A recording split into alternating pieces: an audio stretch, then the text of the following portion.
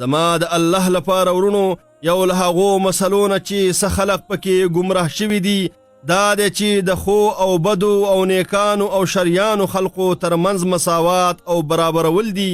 له همدې کبل الله تعالی ته د داسې څه نسبت کوي چې له هغه سره نه ښایېږي او د هغه د عظمت عدل او کمال سره په ټکر کې وي. لکه ابن القیم رحمه الله ورته اشاره کړې ده. هغه وایي الله تعالی هغه څوک په بده یاد کړي دي چې د الله تعالی حکمت ته د مختلفو خلقو د برابرۍ نسبت کړی دی لکه د نیکانو او بدانو ترمنځ برابري کول.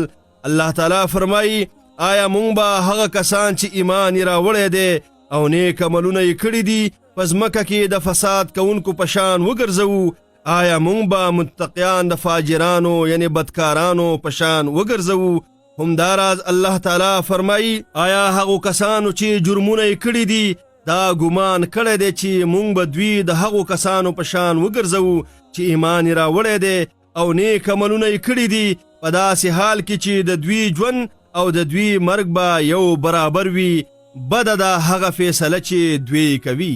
الله تعالی څنګه بدی بیان کړی ده چې دا کار په خپل ذات کې بد دی او دا ډیره بده فیصله ده ځکه دا د الله تعالی د حکمت غنا او کمال سره په ټکر کې ده او د الله تعالی کارونه ټول په حق دي په حکمت بنا دي.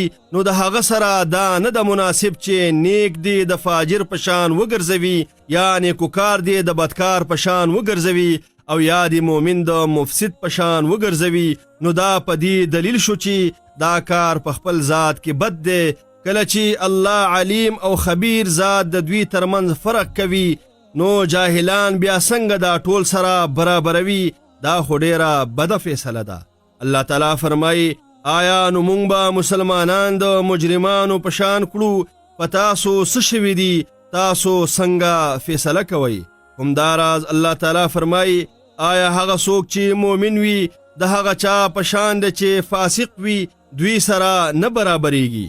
کله چې خبره داسې شوه چې د خو خلقو او بدو ترمنځ ډیر توپیر او فرق دی نو په دې فرق باندې چې کوم احکام بنا دي هغه ډیر ثابت احکام او راسخ اصول دي.